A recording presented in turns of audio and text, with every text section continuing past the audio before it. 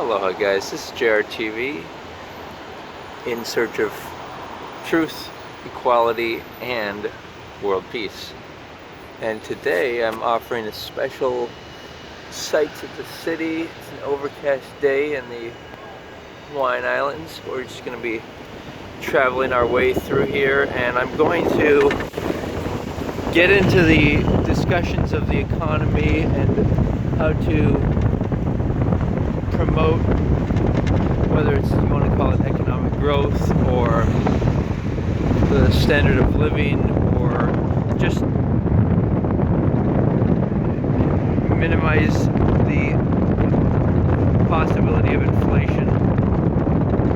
Let's look into it. So if you start off with, like, for example, the in theory, the Biden administration, what they're going to do is increase their goals to increase the minimum wage, but what that does is it makes it even harder for restaurants and retailers. The more luxurious, shall we say, amenities of the world, you know, eating out and buying nice clothing is not essential, but it is very essential to culture and really feeling like a human and having an ability to express yourself beyond the animalistic elements of, well, if somebody just looks physically attractive in their body, or if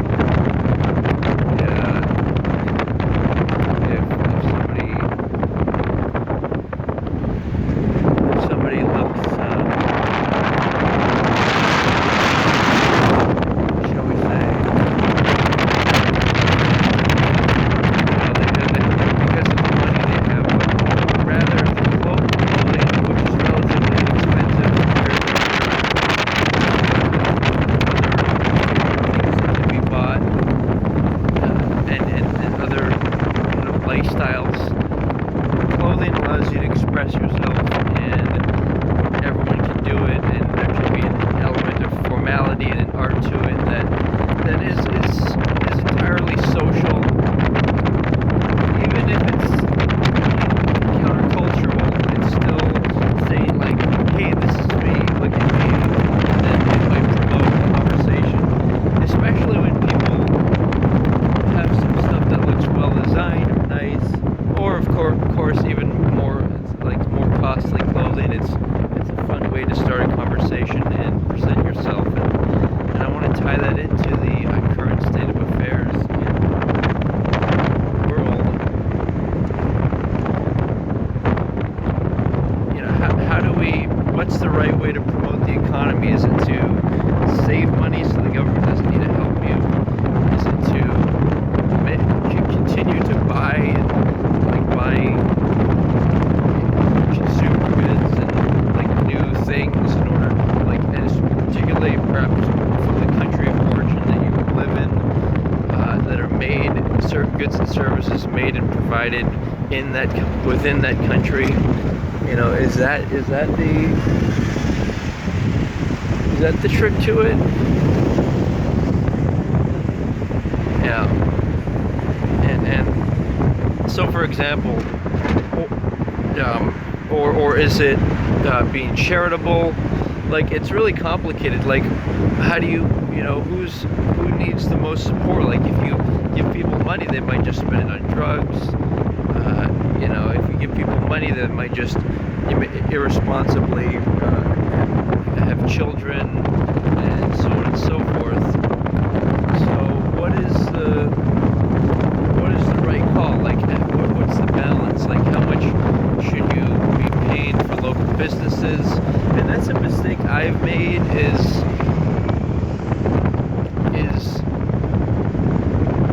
feeling bad for people and just supporting them, and that's the primary weighing factor, as opposed to because I sincerely want the product or service. You know, and then it's a question of business and reputation. Like, who do you, and under the auspices of socialization, where people socialize in order to promote and maintain their customer base, and advertise their goods or services.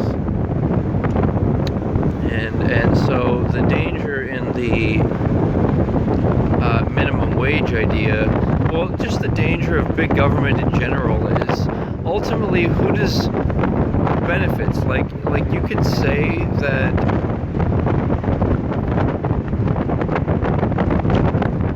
for example, there's unions. You could say that, well, that's the secret to a stable world or economy. But what happens when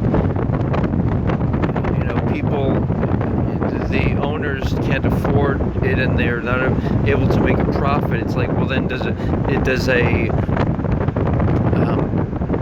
sharing the company, whatever it's called, co-ownership.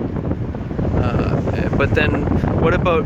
But then it ultimately gets personal, because it's like, well, all that matters really is how the profits are spent.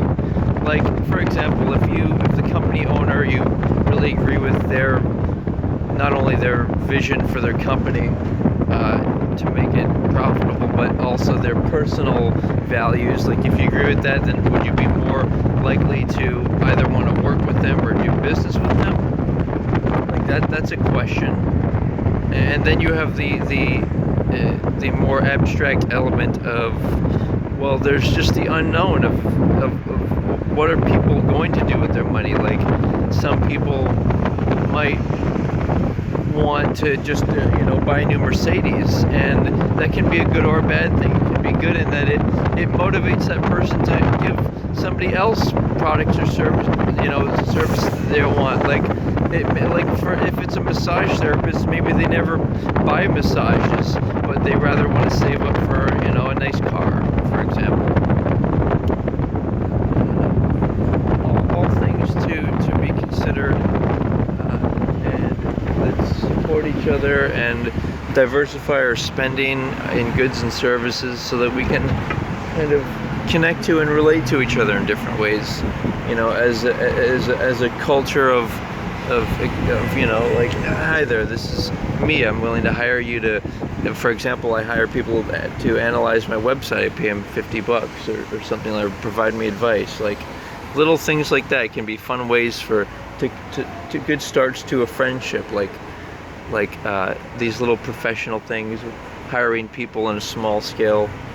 And but yeah, don't rely exclusively on the idea of, like, if you give 10% to charity, then you're gonna guaranteed to be safe. Like, sometimes you have to save money and be more restrictive in your spending or giving. All things considered, aloha.